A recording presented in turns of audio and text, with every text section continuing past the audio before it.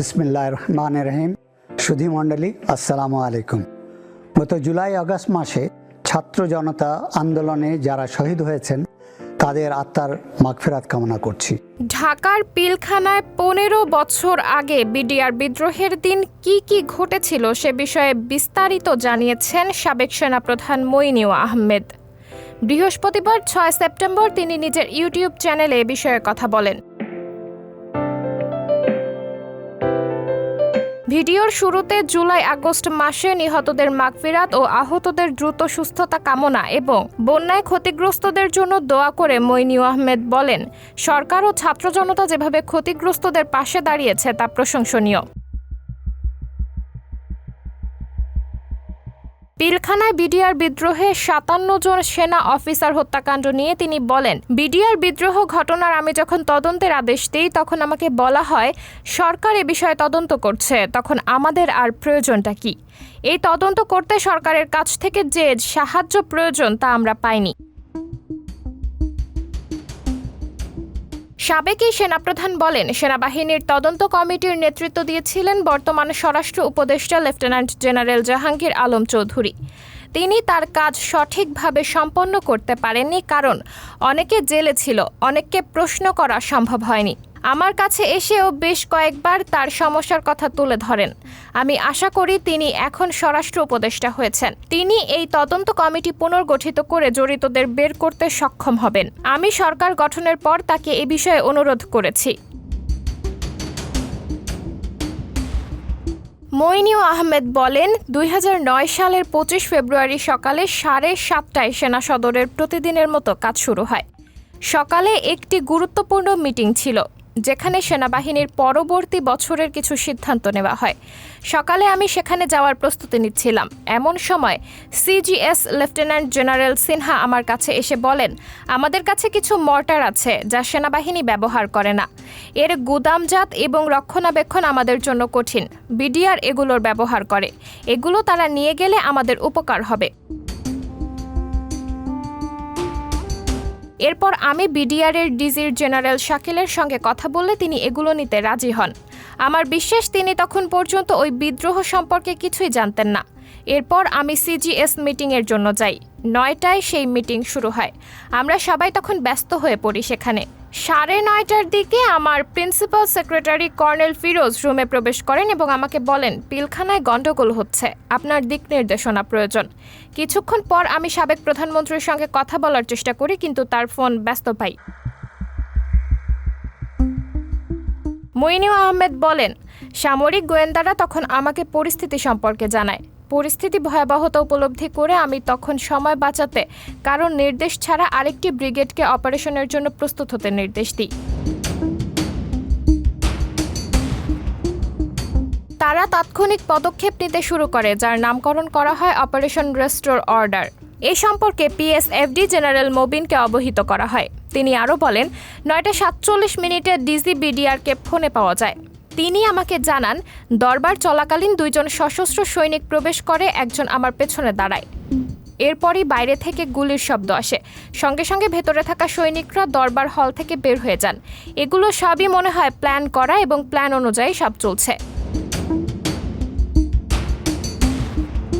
BDR DG বলেন, আমি sector commander এবং ব্যাটালিয়ন কমান্ডারদেরকে পাঠিয়েছি তাদের ফেরত আনার জন্য। তখন আমি তাকে অপারেশনের কথা জানাই। মইনুল আহমেদ বলেন, 9:54 আমি সাবেক প্রধানমন্ত্রীর সঙ্গে ফোনে যোগাযোগ করতে সক্ষম হই।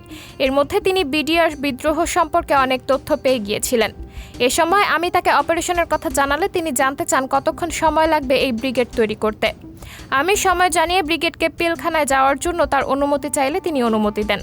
এক্ষেত্রে অনেক সময় লাগলেও 46 ব্রিগেড 1 ঘন্টার মধ্যে যাত্রা শুরু করে।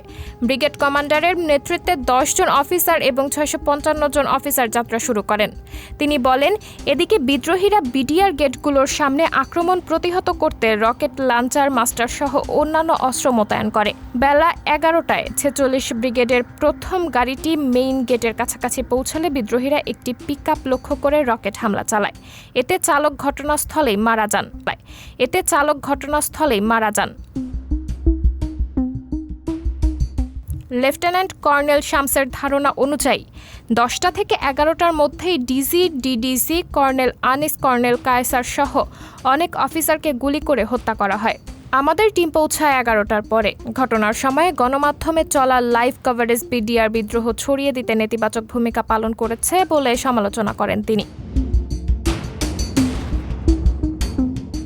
সাবেক সেনাপ্রধান জানান, ক্যাপ্টেন শফিক তার নেতৃত্বে 355 জন র্যাব সদস্য নিয়ে পিলখানায় পৌঁছান 10টার আগেই।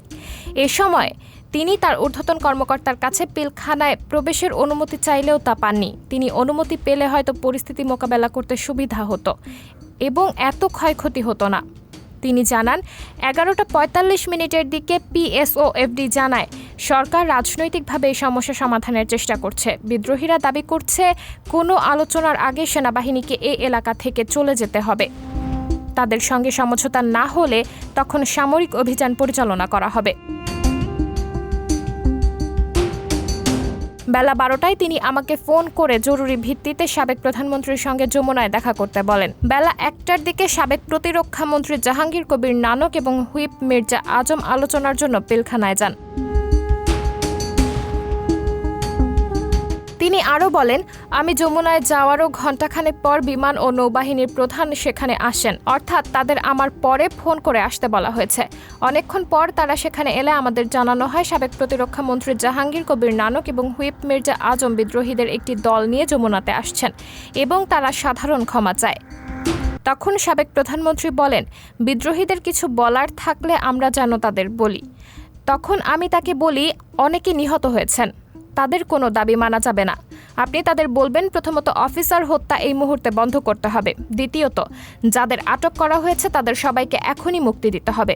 তৃতীয়ত, অস্ত্রসহ বিদ্রোহীদের আত্মসমর্পণ করতে হবে। এবং চতুর্থত, সাধারণ ক্ষমা দেওয়ার প্রশ্নই নেই।